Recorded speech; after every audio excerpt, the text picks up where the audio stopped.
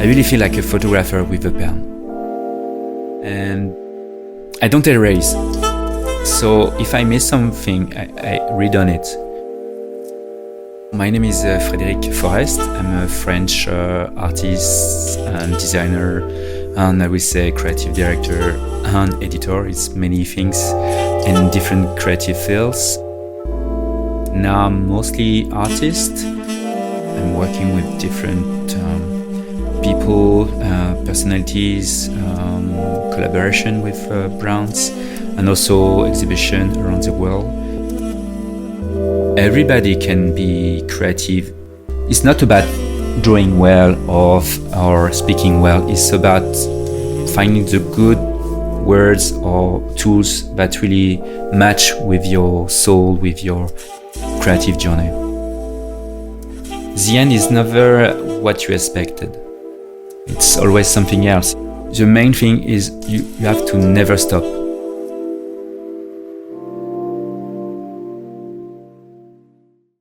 Can you tell me, how do you think your childhood kind of formed you as a creative today? There are actually two main influence. First one is the natures and action sports that I do practice, and I still do practice, like skateboards, snowboard, ski, and surf, even if I'm the worst surfer on the beach. And that's the first one. And the second one was and still be the magazine. I will say the paper, visual on papers. My mother and my father were huge fan of magazine. Actually, it was the pre-internet support that we have in hands. And with my sister, so I grew up with all these feminine magazine, and as well as action magazine. So it was this kind of both balance between, I would say, movement, bodies, and fashion. And then it becomes more and more with the graffiti, the comics,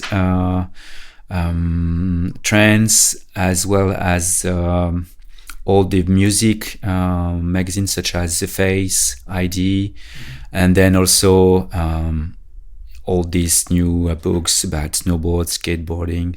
So it's really this kind of mix between practicing and reading.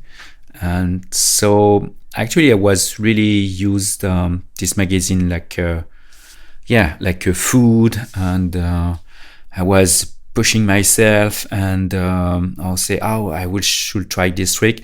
Exactly the same. I should try to draw this. Mm-hmm. It was exactly the same mood to go on. Yeah, I think many of us kind of have those early creative urges or hobbies or tendencies, but then only some of us kind of make that into our job, into our career. And I'm always kind of curious to hear about that kind of inflection point where, you go from, somebody who is creative or has a hobby, or it's like as a child, maybe naturally curious, but then that transitions into an actual career. So when was kind of the first time you actually thought to yourself like, oh, actually this is, this being creative or being an artist, this would be my job?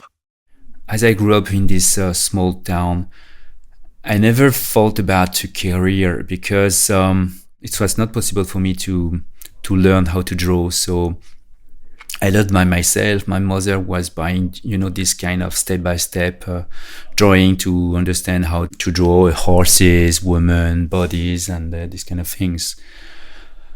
And so I was mostly focused on this industry, I will say creative industry, with the design field. So for me, drawing was just a first tool, that you share with people around the table and say, okay, I have this idea of these shapes, and maybe it's this color, it could work like this. Exactly like an engineer or a manufacturer could draw and say, okay, I have this idea. Beside that, I'll always draw for myself in really different things, but it was mostly a hobby. So I think my joy to draw was constant, exactly the same joy as practicing snowboard or skateboard. So it really helped me to keep it as, like you say, like this childhood mood. And actually, it's both, I would say, both an accident and an obvious moment, because we were at this moment with my wife when we thought about set up a website about our work, and one of our editors said, no, you have to go on Instagram. And I was okay, but I just use Instagram for compress my pictures. I say, no, come on, it's a social media. I say, what? And he take my phone in his hand and say, okay, because you are in private mode. And then so during, I would say, 1 year, I was just using Instagram for fun. And then one day it became really wide, and someone started to ask me if he can buy one of my drawings. I said no, because it's personal. I really, like I said, it was really not a career or professional target in my career and in my direction. And one day I say, okay, maybe I could think about it. And then it's going to be more and more and more. And now I have, I will say 70% of my time is about my art and my drawings, but I still keep my design feel and practice. Exactly quite the opposite of it was like 10 years ago. 10 years ago, art and drawing were like 10 or 30% of my time, and night switch. So it's really for me important to have this, I will say, zoom out thing, not to be too much in one practice, and to have all this. In France, we say adaptation. I think in English we have the same word. It will help me to stay clever and aware about all these random moments. And sometimes it's a good time to have this furniture project with an editor. Sometimes it's another good time to have maybe a film production with a snowboard crew, or having this exhibition with live drawings for a house. I really appreciate these things that it's coming from nowhere and it becomes something else. Let's talk a bit more about drawing and your drawing practice, because as you said, you started in a design field and direction, and then always kept drawing, and that in a way took over more of your time. And I think you're probably most widely known, at least to kind of the wider audience, for your art and for your drawings. So how do you approach drawing? I really feel like a photographer with a pen. I really have this kind of things that what will be the best pictures I can deliver to a client, to someone, to a brand. As I haven't got lesson of drawings, I have learned by myself. I don't erase, so I don't use any pencil. I really use this kind of brush pen or ink. So if I miss something, I read on it. It's exactly the same thing with photographers. The moment is past, so anyway, you just have to push the button. So I really use my pen on a paper exactly like a camera. I'd say, okay, that's not a good one, so I will think about maybe more shadow, maybe less light. Maybe I should try exactly another lens, but the lens is not a lens, is a different pen. Yeah. It's exactly the same thing. I don't think about my drawings like drawings. I really think about pictures and catching the perfect moment, even if it's suspended or emotion. It's if it's a couple walking in the street, maybe the two hands that that our crossing is better than having the other view of the street, of the light, and everything around. Because I will say, okay, this is it, and I really keeping this in my mind, and so I have many different tools in my hands, and really simple one. I don't have any expensive tools or expensive paper. It's not because I don't like it. It's just I don't care about that. It's a matter of ideas. It's a matter of quick creative impulse, more than having huge paper on. That's it. So sometimes people, oh yeah, you just use that. Yeah, but I'm really okay about that. It's and it's also really useful to talk and to tell stories with people, because I also, even if it's not about camera and photography, it's more about writing something. It's about if it's not a drawing, it could be a sentence, a few words, like a haiku in Japan. So yeah, having looking at my drawing exactly like reading a short poem, or having a picture in your hand. I think you have for sure very distinctive style. There's a point of view, and I think if when you look at most of your work, you would certainly describe it as like in some way minimal or simple, very pure in a way. And I'm curious kind of how, I guess, that developed and how you, let's say, in something so simple, let's say so pure, kind of found your voice, your language. I'm drawing like this like for years, really, like 30 years or maybe more. And actually, I do remember a story about that. I was spending times in this kind of live drawings studio where there is a model, and you spend hours and minutes around it. And at the time, the pose was like 20 minutes. I make a really short, we call studai, like first things that help you to deal with the where you put the shoulders, this and this piece of the body, and how it works in the wall page. So I make this one, and I say, oh, it's nice drawing. So, but it was just the first one. And I say, okay, now I'm going to do the real one.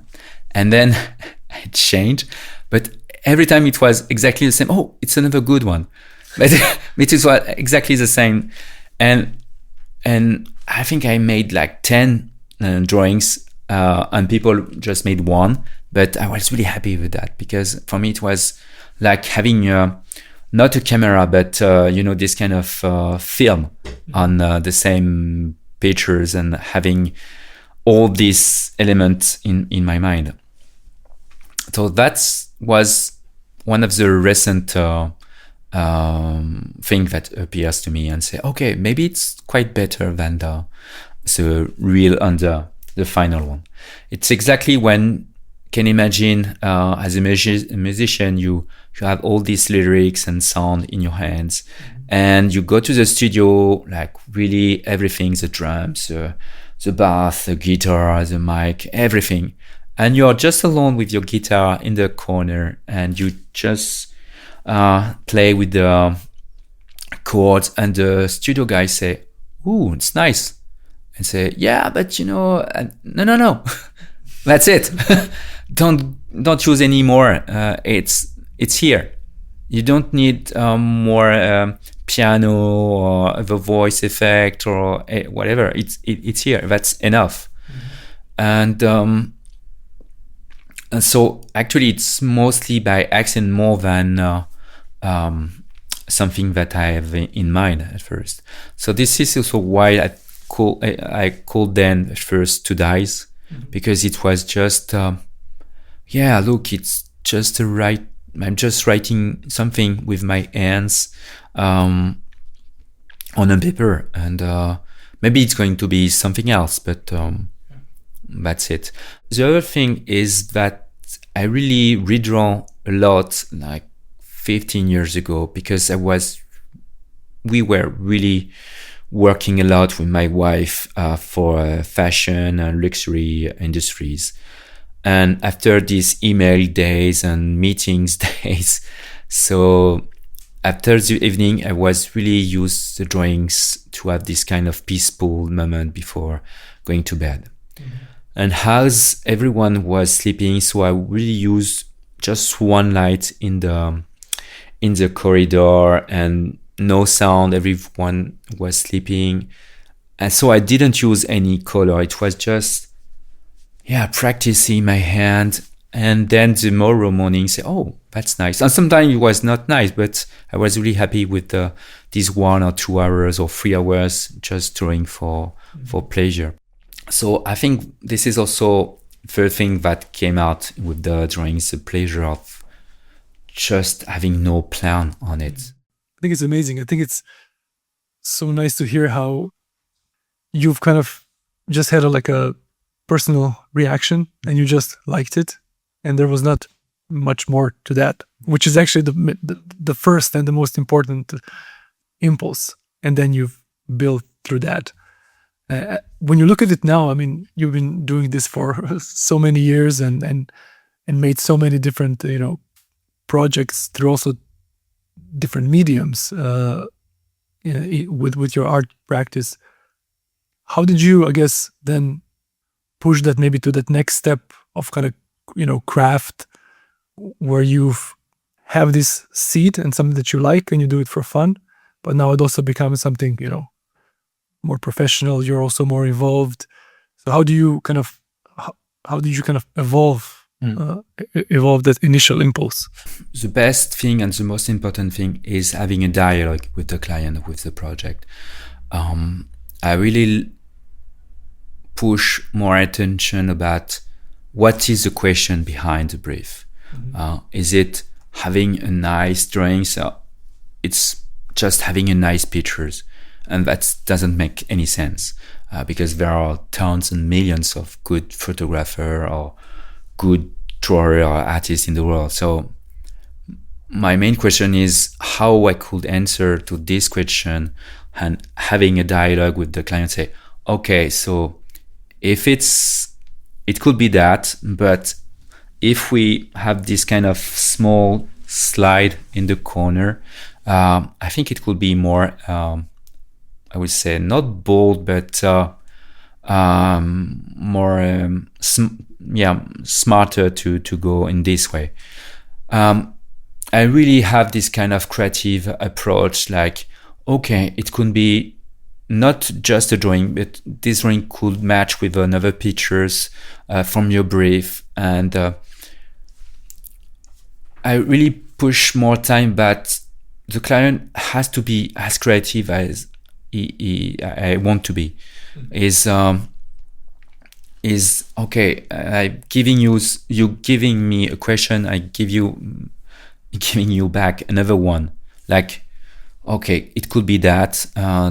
Maybe this color doesn't match because I'm thinking about that. I really focus on not the client, but about the brand, about the house behind. Mm-hmm. The main client is the brand or the house. It's not the marketing director or the creative manager. It doesn't matter who is she or who is he. It's really a matter that, okay, the brand is here and I want to go in this way for it. And does it work or not? And I really, having this kind of dialogue between, I would say, the brand and me is like the brand has to make a step and I have to make a step too. It's not, okay, we are going to ask to Frédéric this kind of drawing because he's already done this one. Every time I say, okay, it's going to be a new drawing. I think also I really use my design background on it. Like, okay, I know all the steps in the design on the production and the commercial story of every product. So it starts with an idea, then it marketing became design, and then engineer, and then production, and then develop, and then distribution, and then commercial, and then at the end it is in the end of the final client. That's the whole story. So I really have, every time I have this in my mind. So if it's a car industry, it's okay. Someone at the end is going to drive this object.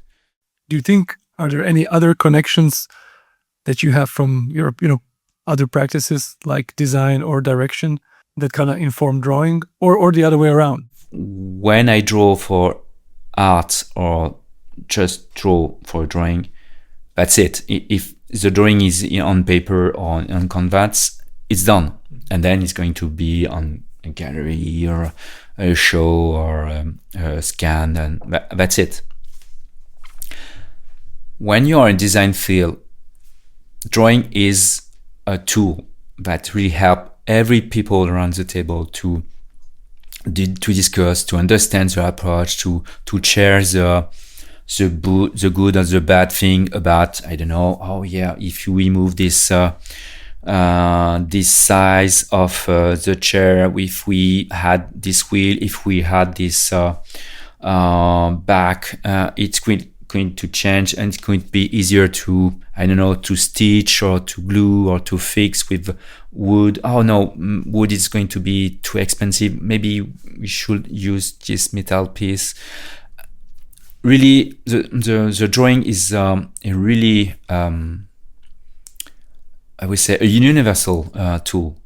Because when I was working in, USA or Italy in a shoe industry, I didn't understand sometimes these Italian people because they were mostly speaking Veneto.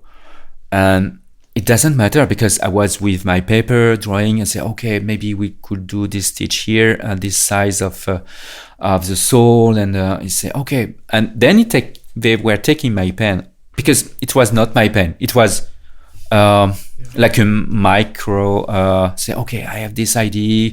No, it doesn't work like this with my machine. And say, okay. But it doesn't matter if you just do it like this size, we can do it. Or if you change the color, we can do it. It's tool is really a magic tool about that.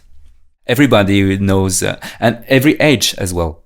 A child as well as a old guy who is a master of I don't know what. It's okay. That's a really powerful things with drawings. Then besides direction, design, drawing, you also have a publishing platform, Grammatical. So can you talk a bit more about that? I was approaching different editors and galleries, and it was really a nightmare for me because every time it was, okay, if we do something, it could be next 2 years, and because you're going to be in the collection. And I say, no, it's now. And then one of my account managers say, okay, you should set up a editor, publisher. I say, oh yeah, come on, but we already have 3 different identities. Say, yeah, but just trying. So we go on there. At first it was, we say for fun, say, okay, let's try it. Because it's really another aspect about selling your own art with a larger audience. Because when you sell drawings, I would say original drawings, it's really this kind of collectors and people that have the, I won't say the habit, but for them it's really common to buy art, like even if it's a canvas or a sculpture. But selling this as a publisher, you really go to a really large audience. And the other tricky thing is, it was at this moment, there were not so many platforms to sell. At this time, this was only WordPress that was able to deal with portfolio and I will say eShop. actually it was really quite a nightmare because you need so much plugin for the expedition, for the translation, for the monetizing, and for the checkout. So at the end, it's really a nightmare. And then Shopify appeared, and it changed everything. So anyway, we started like, I won't say a joke because we really take it seriously. And then the good thing is it worked quite fast. So say, okay, it's another new business that we have to deal with, and we are going to put more and more energy in it. So at first it was only limited edition print with only one size, only 4 drawings. And then we did color, different format. And then we start with book, and book was really my love to do. So it was so good because it was exactly the finish, the quality of the paper that I wanted. And that's a good thing to be your own editor as well. So that you can really say, okay, that's the paper that I want. That's the quality of print that I need. And so we start with a book, and now the 7th is going to be launched by September about New York. So we made one that was a dialogue between analog photography and drawings about architecture, because I'm also a big fan of architecture. At this time, I collaborate with Quentin Simon, who was mainly on analog and film pictures. And when I asked him, it was really offering, but I'm really old-fashioned. Everybody was with 5D camera, and say, no, I don't want that. Not just that I don't want to follow the trend, it's just I don't want that. I really appreciate the 5D quality and no worry about, but I was really looking for pictures that having this texture and also this surprise after a shot. And then I create a collection about small book called Carnevole. It means a stolen sketchbook. It was the idea of, okay, you want my sketchbook, you can have it. It's a random, it's horses, women, male, cat, architecture, landscape, everything. And then I start to go on, I would say, more narrative aspect of the book that I missed, and say, okay, the next step is that not having exactly a movie, but more about having all these sequences that when you put them together, it makes kind of a movie. So the first one was about Paris. Like we follow, it doesn't matter if you follow people or lovers or by car, by bicycle, people in the street of Paris. The second one was about Tokyo. It's mostly following the walk of a cat in the city. And then the next one will be about New York. It's more like riding a bike in the city and having this kind of set of pictures in different neighborhood. When you're a publisher, what you learn is that when you have produced the book, you just have made the half of the job. When you're creative, in the creative field, creation is the whole thing. But when you're a distributor, publisher, it's just a start, because after that you have to take pictures, to think about you have to think about the art direction of the art direction. Because how I should show this book.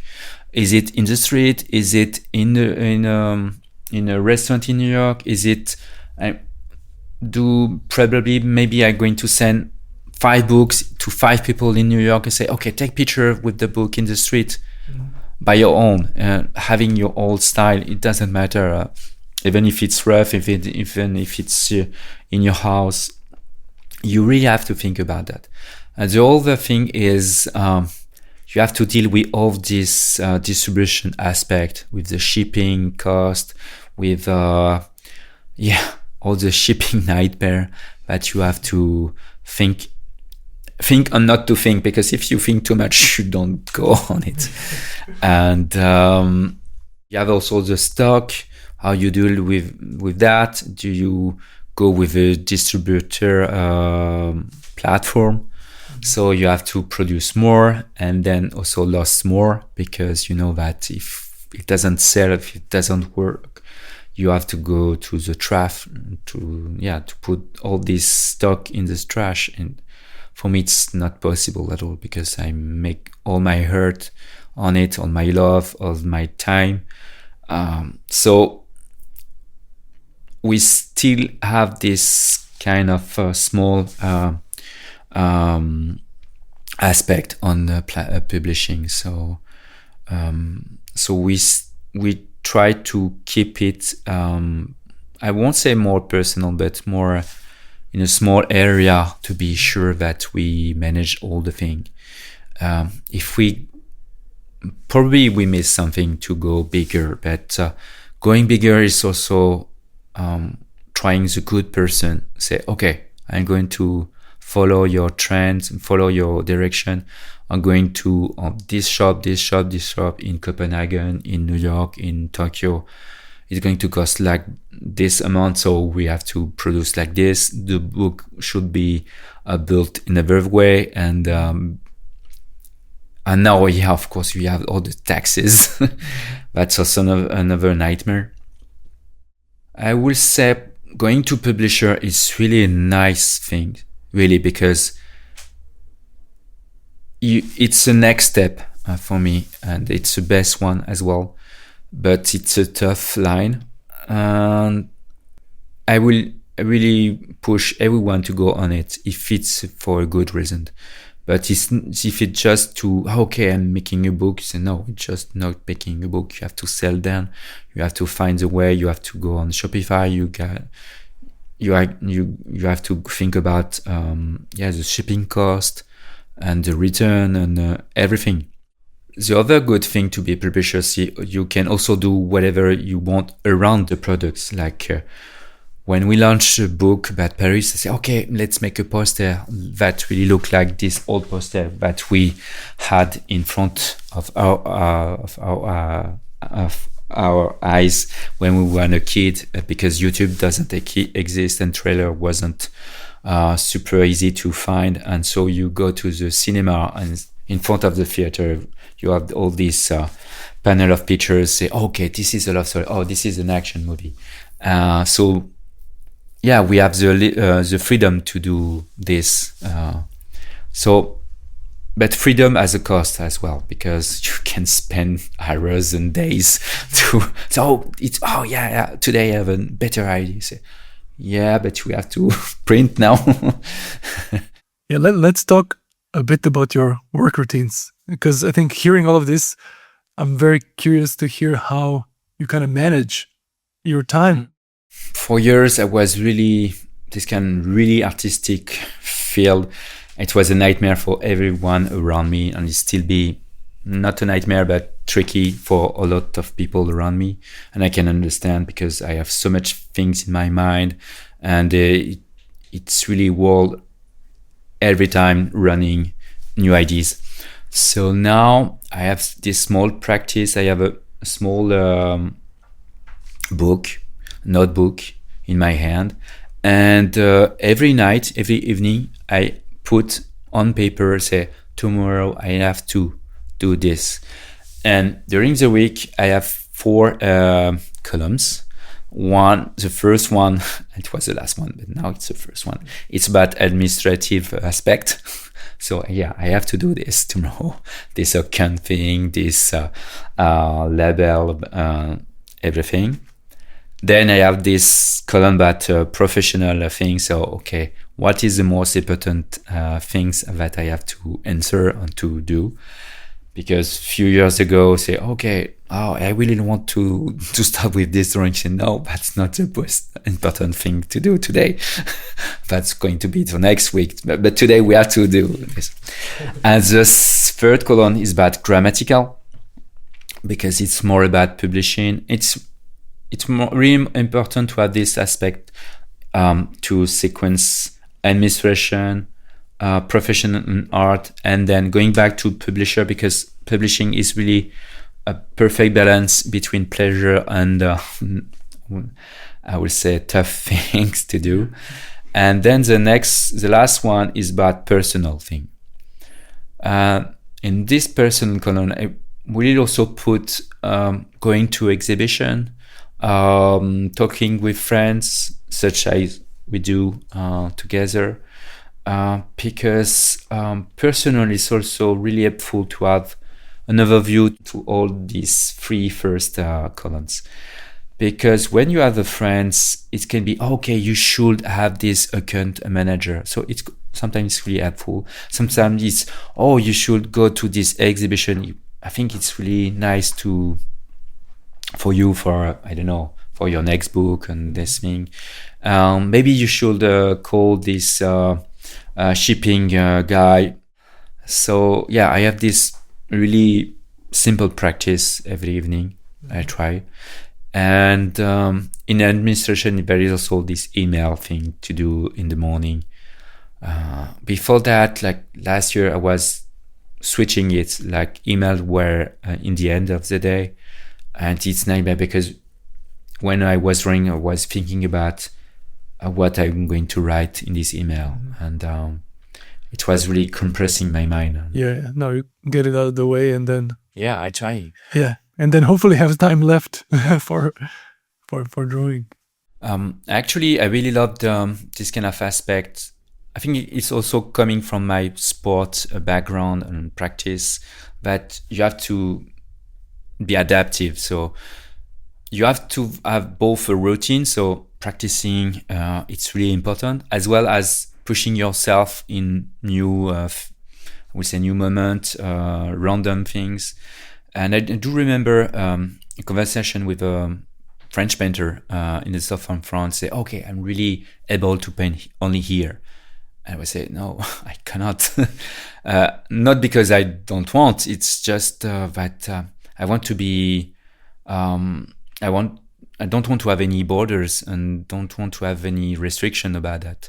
So this is also what I love with drawings. So another example, say when I was invited by Arc'teryx to draw a forest snowboard movie in Japanese mountain, I was just with few brushes and few papers and say, okay, let's go. And actually it was amazing, because at the time I say, oh, look, the snow is on the paper and let's try it. And I was drawing literally on the snow, and it was pure magic. And if I was with this kind of narrow mind, I say, okay, I cannot, I will take pictures and then going back to the hotel and we'll draw. No, I really wanted to be in the moment. Exactly like, this kind of reporter with a camera, say, even if it's storm, even if it's too dark, it really doesn't matter. I really want to enjoy the everyday possibilities.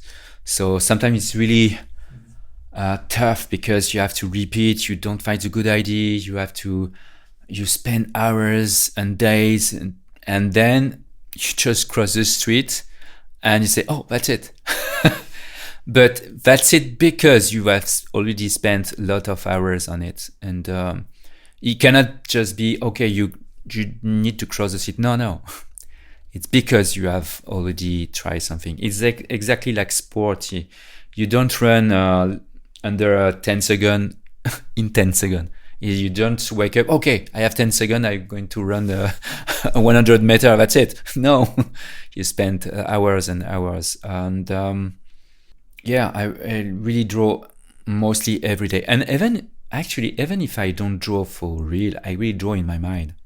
That's just thinking about that right now, because sometimes, yeah, I'm traveling a lot. I'm going to a cab and then a plane and then train. And so, yeah, I don't have a pen in my hands, but in my mind, I'm still drawing. And actually, it also works like this. Like I would say, a quarter of the print that I made for grammatical came like this. I was like, I don't know, in a restaurant, looking at a woman sitting on a bar and say, okay, I really love how she put her legs like this, and then really record it in my mind, and then tomorrow say, I'm not sure it was exactly like that, but it doesn't matter because I have these things in my mind, and even if it's not the right shape, and yeah, that's it. And do you mostly work alone? Depends of the project. Sometimes, yeah, with my wife when it's design things, but there is no exactly an exact rule. Sometimes she start to draw something. Say, oh, I have this idea for this brief. Say, okay, and then it's mostly like a sound. I put and I'm adding something. Sometimes I react. I say, okay, it's square, but maybe it's if you wonder how it look. It's not about having a better idea. It's having a discussion about, okay, it's nice, but how could it look if it will be rounded? And say, okay, square, it's better. That's it. When you're alone, it's good when you're an artist because you are alone and you spend your time, you have your own idea on it, but you also lost a lot of time and energy. I would say when you are two, you go 3 times faster because the other one always say, oh no, that's not a good one. That's not a good idea. So you throw away really faster. When you're alone, you sometimes really lost a lot of time on just one idea, say, and the more say, oh, I spent all the whole day on this and it's over. And more you're collaborating, work with more and more people. There is a moment where when there is too many people, it's too blurry because everyone say, I have an idea, and I say, yeah, but we need to go on one. And so when you are too many people, you have to go faster to say and to show that works and that's it. Don't spend too much time. I have an idea and say, okay, if you have an idea, do it. But don't ask me that you have an idea. If you have an idea, go on it, and don't ask me. We all have plenty of challenges, personally and professionally. So it's always kind of part of the journey. And I think especially, if you have already some years or decades in your career, there's inevitable changes and trends and fluctuations. So would you be willing to share maybe some of the, challenges you had or kind of some of the lessons you learned through that? The only challenge that you cannot go against is the time. You can go without money. You can go without tools or good cool tools, but you cannot go against the time. So if someone say, okay, let's do this for tomorrow, say, no, you cannot. Because I need cameras, I need a book, I need to go there, I need a trip, I need a hotel, I don't know, many things. And I say, no, that's something that I cannot. It's not about challenge, it's about reality. And sometimes people are really forget that. And that's a challenge that I constantly have. I say, okay, Frédéric, you just spent 2 minutes to do this drawing. I say, yeah. But it cost me 2 weeks to think about it. So it's not just pushing on a button. Of course, it looks like that, but it's also an aspect that people have in with AI things. And say, okay, that's magic. No, it's not just magic. It costs time to find the good thing. As I'm getting older, I'm spending more and more of my time about listening to people. I think when I was younger, quite earlier, I was too fast. I can do it. Okay, I understand, and go. And now I'm mostly listening and say, okay, what is the real question that you ask me in this kind of blurry 50 pages of brief? What is the real question? So the challenge is more and more about that, about finding the good question, finding the right purpose. Before that, I was not, I won't say aware, but I'm really, that's the main challenge that I have, finding the real question that someone is asking me. Because when you have it, you're going so fast after that. The other thing is challenges are also a creative aspect, because challenges is exactly when you are a scripter, you have to find a conflict to resolve. Challenges is everywhere. If you don't have any challenge, you don't go on the moon. You don't do anything. Challenges. This woman is too beautiful for me. I don't have any money to go there. And challenge is I really want to go there. Okay, I'm going to find money. I'm going to take another job. I'm going to, I know. Sometimes you fail, but I think you don't fail. You can make mistake, but you don't fail because you go on it. Yeah. If you keep going, it's just part of it. Yeah. So we are here in your beautiful studio in Paris, and I think in the last few years I've been coming to Paris a couple of times, and every time that I can, I try to visit you. It's such a lovely space and spend a bit of time with you, and so that's already, I think, a reason enough to come to your studio. Another reason is this time because we are preparing a workshop together. And it's going to be a new Creative Voyage workshop, online workshop that is going to be starting in September. And it's actually already open for enrollment. So I think it'll be actually nice to hear from you. What do you think are going to be, let's say, the main themes or ideas that participants are going to learn and explore with the workshop? At first, I really, at this moment of my life, when I want to share more and more my approach about creative fields, and really sharing that there is no limit in the creativity. And also, I will really push my energy and my time to help people who are going to be part of it, both my work and also their work, to I won't say help them, but more about having creative conversation with them, to say, okay, this is it, but you should look at this, we'll say maybe this artist's approach, or maybe you should change the size or the format of your paper. If you are a marketing people, it's also really maybe spend more time by writing. And at the end, it's going to be also this kind of moment that we are going to share together between the audience and you and I, about all these creative processes and challenges. I will also share this kind of workshop between, I will say, the joy of creativity, also, like you said, the process and mostly the challenges, and how you can play with that.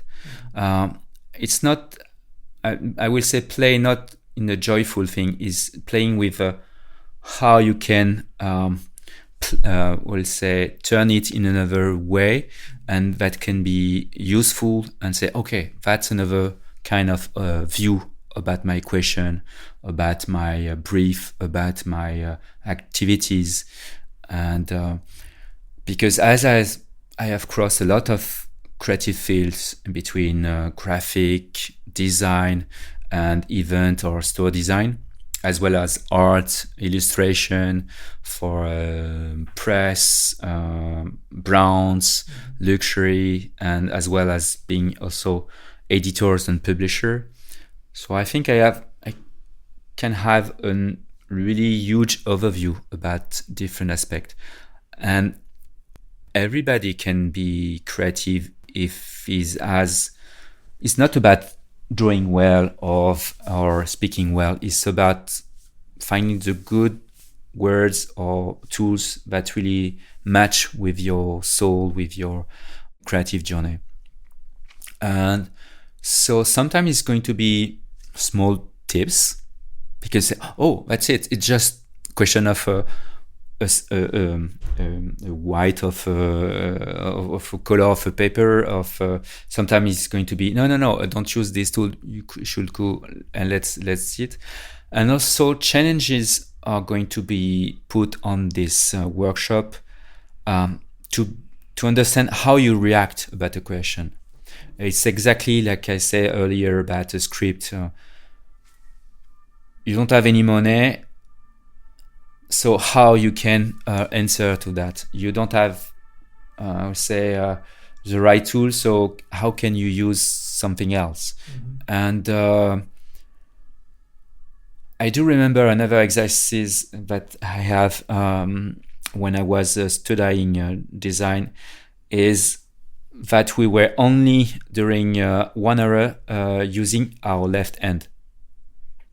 At first it was really a nightmare, but when you go back to your right hand, I will say right in the side, but also the good one, it's really helped you so much to say, okay, I was frustrated and now I can go, so I don't have any excuse anymore.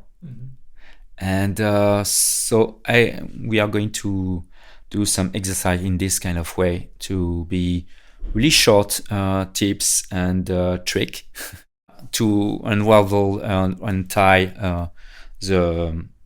I won't say the struggle, but the noodle that you have in your current challenges. Yeah, I'm looking forward to it. And I think in the last few months, as we talked about it initially and then worked on the curriculum and kind of the program for it, I think for me it was very inspiring to both learn about your practice, especially in this kind of more holistic way, because I mean the drawing, as we talked about, is kind of the most prominent in kind of what you see maybe first, but you're gonna have this experience from all these different creative fields and very, I would say, hands-on, very independent minded experience. I'm very, very much looking forward to it. Me too, because one of the good things that came to my mind when you asked me that is one of the first questions that I had was about the audience.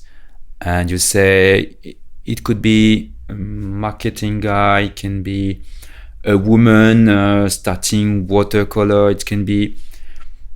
And I say, oh, that's really nice, because it's really about sharing to all these people, to all this audience, this main energy to be creative. It's I'm really happy to have this kind of random and curious people on this workshop, because sometimes it's really I would say blow your mind when you are with a guy in a factory that show you, I don't know, technique that you have in a metal piece. Say, oh, it's really nice because I'm going to use it, I don't know, for a lamp, or maybe for something else.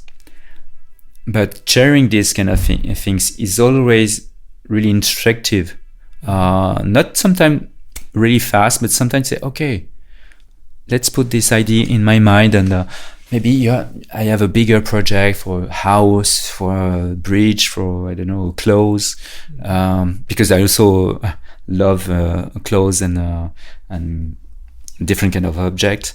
And because for me, when you cross all this field, it's always this kind of quite the same approach, an audience, a public, personal also approach, and So yeah, I'm really impatient. I can't wait to be with you on these workshops. Now we came to the last question I prepared for today. Based on everything you've experienced and learned so far, what are some of the main, let's say, lessons or recommendations you would share to just be a better creative professional? The main thing is you have to never stop, because for drawings, I never stopped since I'm a child. I have tried so many things when I was a kid, to, I don't know, drawing robots, cars, and then manga, comics, and graffiti, and then bodies, and many things. And the main thing is you have to never stop. Even if sometimes you step away quite few days or few months, but it has to be a constant thing, exactly like running or practicing a sport. The more you practice, it's not about the energy and the effort that you put in. It's every week, every day, you practice, even if it's 5 minutes, and it doesn't matter, because in your mind and in your body you react to have this I would say awareness active. The other thing is to be curious, and I would say curious in a really large way.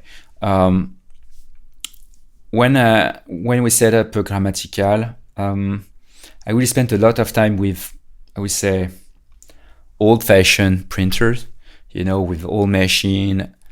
Even if they have machine that I won't use, it's really important to have the background and the look of their view or the challenges that they have crossed. Because even if you say, oh, it's old machine, when we build it, they have also at their time, at the beginning, other challenges. So it's really helpful sometimes to say, okay, don't spend too much time, don't buy too much, only buy only one, it's enough. And sometimes say, no, it's too big, this format, okay, it's cool for the paper, but nobody cares. It's one of the good thing when you mix between the new generations and the old one, is sometimes they have a lot of common things. And with the new generation, I really appreciate, because sometimes I don't understand, but I don't understand because I have also background, and also I want to understand. So sometimes I don't understand the tool, sometimes I don't understand is it useful or useless, but I'm really curious about it, because it always helps you, even if you won't use it, it's really helpful for you to say, okay, I really love that, I need to go back with this background.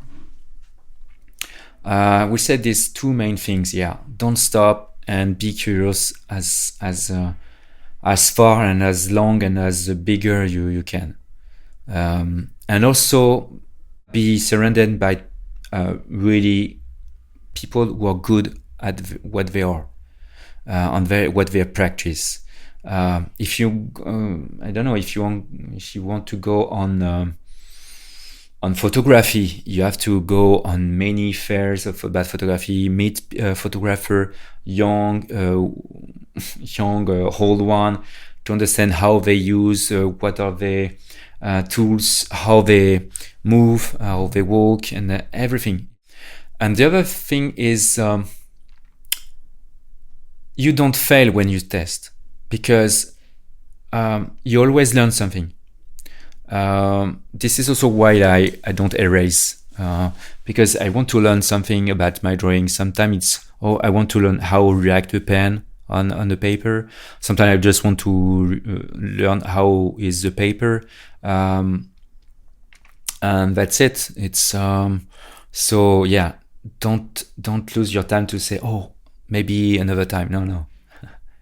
Let's go on it. Let's try, and you're going to find something else.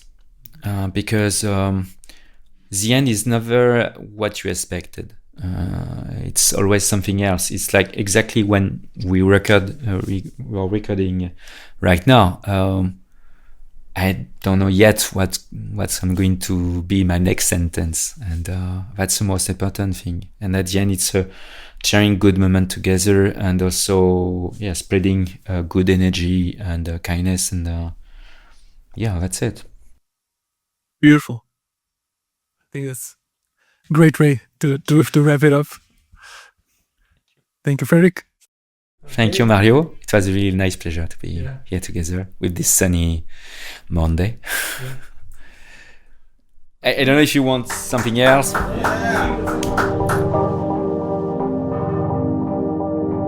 That's it for this episode. I hope you found it insightful, and if you enjoyed it, consider sharing it with a friend. I want to thank Frédéric for his time and insights. And if this conversation sparked something, you can take it further through Detour, a creative voyage workshop led by Frédéric Forest and hosted by me. Detour is not about learning how to work like Frédéric. It's an opportunity to examine your own way of seeing and working and discover what can happen when you step away from creative autopilot. Across 4 live online sessions, Frédéric will open up his practice through case studies, practical exercises, weekly assignments, and honest discussion, with opportunities for direct feedback on your own work. You will also join an international community of curious creatives and continue the exchange between sessions. Enrollment is now open and will begin on September 10th. Early bird pricing is available until August 20th with 25% off. To learn more and join us, visit creative.voyage/detour. That's creative.voyage/DETOUR.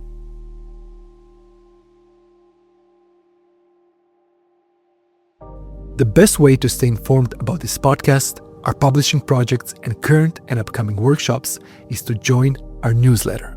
And also once a month, you'll get a brief yet inspiration-packed monthly edit, which is always curated by a new creative professional.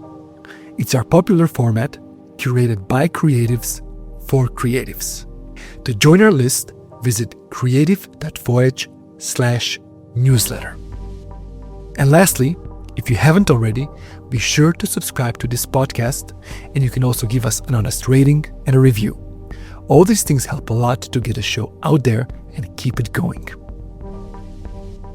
Until next time, take care and enjoy the journey.